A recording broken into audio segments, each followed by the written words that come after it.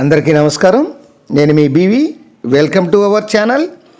ఎప్పుడెప్పుడు అని ఎదురు చూస్తున్న ఆంధ్రప్రదేశ్ మంత్రుల శాఖలపై ఆ లిస్టుపై అయితే తాజాగా రిలీజ్ చేయడం అయితే జరిగింది. కొంచెం లేట్ అయినా కూడా లేటెస్ట్గా ఈ శాఖల కేటాయింపు జరిగింది. ఈ శాఖల కేటాయింపు మంత్రిత్వ శాఖల కూర్పు అనేది అదిరిపోయిందని చెప్పొచ్చు. జనసేన, బీజేపీ ఈ కూటమితో కలిపి, మిత్రపక్షాలతో కలిపి వాళ్ళకు కూడా మంచి ప్రధానమైనటువంటి శాఖలు ఇచ్చారు, కేటాయించడం అయితే జరిగింది. ఇక ముఖ్యమంత్రి నారా చంద్రబాబు నాయుడు సహా 24 మంత్రులకు ఈ శాఖలని కేటాయించారు. ఎవరికి ఏ శాఖ కేటాయించారు అనేటువంటి విషయాన్ని ఈ వీడియో ద్వారా మనం ఇప్పుడు తెలుసుకుందాం. నారా చంద్రబాబు నాయుడు ముఖ్యమంత్రి ఈ నెల 12వ తేదీన కేసరపల్లిలో ప్రమాణ స్వీకారం చేసిన తర్వాత 1-2 రోజులు ఈ యొక్క క్యాబినెట్ అనేది లేట్ అయింది.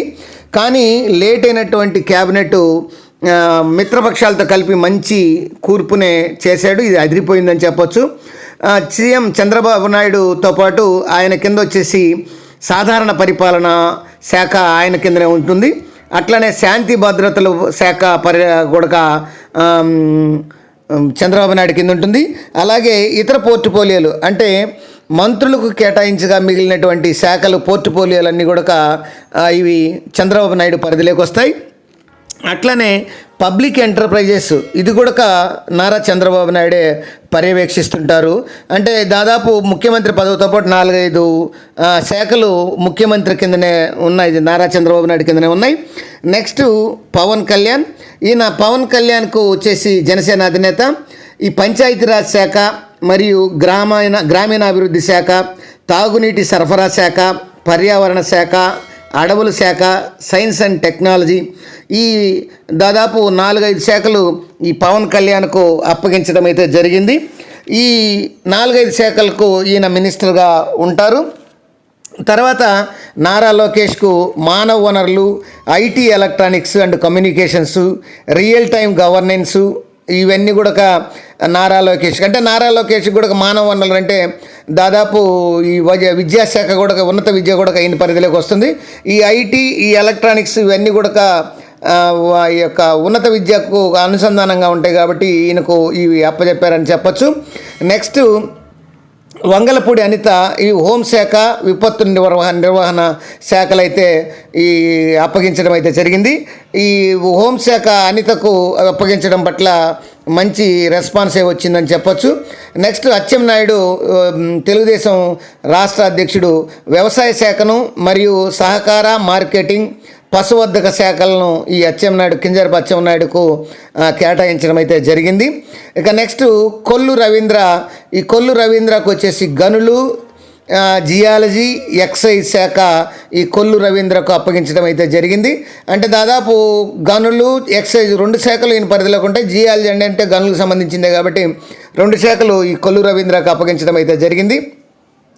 ఇక నాదెండ్ల మనోహర్కి వచ్చేసి ఆహారం మరియు పౌర సరఫరాలు అంటే సివిల్ సప్లైస్, ఈ బియ్యం సరఫరాలు, ఆహారానికి సంబంధించినటువంటి ఈ యొక్క ధాన్యాలన్నీ కూడా అంటే రేషన్ షాపులు అన్నీ కూడా ఈ నాదెండ్ల మనోహర్ పరిధిలో ఉంటుంది. నాదెండ్ల మనోహర్ జనసేన 2వ క్యాడర్ ఉంది ఆయనకు. ఈయనకు ఆహారము మరియు పౌర సరఫరాలు కేటాయించడం అయితే జరిగింది. నెక్స్ట్ పొంగూరు నారాయణ.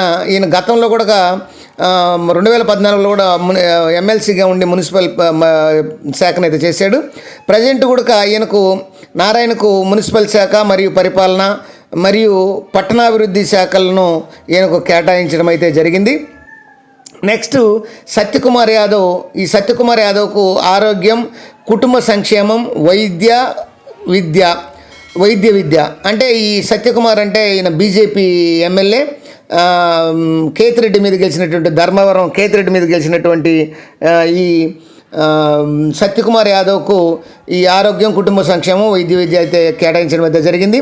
నెక్స్ట్ నిమ్మల రామానాయుడు జనవరుల అభివృద్ధి మరియు ఈ యొక్క అంటే ఈ ప్రాజెక్టులు కానీ, ఈ ఇరిగేషన్స్ కానీ ఇవన్నీ కూడా నిమ్మల రామానాయుడుకి అయితే అప్పగించడం జరిగింది. తర్వాత ఎస్ఎంఎఫ్డి ఫరూక్ న్యాయశాఖ మరియు మైనార్టీ సంక్షేమం, నంద్యాల ఎమ్మెల్యే అయినటువంటి ఫరూక్కు న్యాయశాఖ మరియు మైనార్టీ సంక్షేమాన్ని ఈ శాఖలను అప్పగించడం అయితే జరిగింది. తర్వాత ఆనం రామనారాయణ రెడ్డికి వచ్చి దేవాదాయ శాఖను కేటాయించారు. ఆనం రామనారాయణ రెడ్డి నెల్లూరు జిల్లా ఆత్మకూరు ఎమ్మెల్యే, సీనియర్ ఎమ్మెల్యే, దాదాపు 7 సార్లు గెలిచాడైనా ఈయనకు దేవాదాయ శాఖ అప్పచెప్పారు. అట్లానే పయ్యావుల కేశవ్, ఈయనకు ఈ ఆర్థికం మరియు ప్రణాళిక వాణిజ్య పన్నులు, పయ్యావుల కేశవులకు వచ్చేసి ఆర్థిక శాఖ మంత్రి, అట్లానే ప్రణాళికలు వాణిజ్య పన్నులు ఈ శాఖలు ఈ యొక్క పయ్యావుల కేశవ్కు అప్పగించారు. అట్లానే అనగాని సత్యప్రసాద్కు వచ్చి రెవెన్యూ శాఖ మంత్రిగా ఆయనకు మరియు స్టాంపులు రిజిస్ట్రేషన్లు ఈ శాఖలు అయితే కేటాయించడం అయితే జరిగింది. ఇక కొలుసు పార్థసారథికి వచ్చేసి గృహ నిర్మాణం సమాచార శాఖను ఈ యొక్క కేటాయించడం అయితే జరిగింది.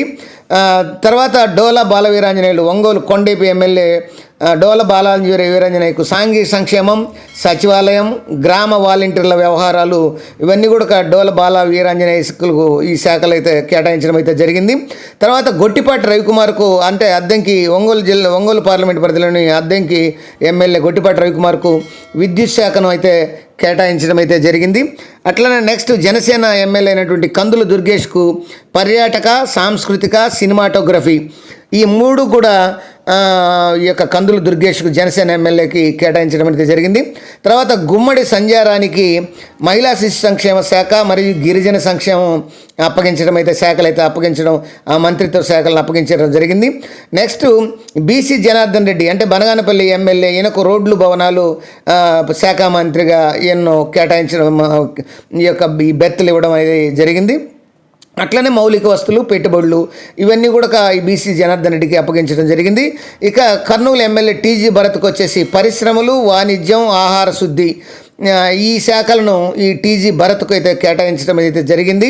తర్వాత ఎస్ సవితకు వచ్చి బీసీ సంక్షేమం, ఆర్థికంగా వెనుకబడిన వర్గాల సంక్షేమం, చేనేత ఈ యొక్క శాఖలను ఈ యొక్క ఎస్ సవితకు కేటాయించడం అయితే జరిగింది. తర్వాత వాసంశెట్టి సుభాష్కు కార్మిక, పరిశ్రమలు మరియు బీమా, వైద్య సేవలు ఈ శాఖలను అయితే కేటాయించడం అయితే ఈ వాసంశెట్టి సుభాష్కు జరిగింది.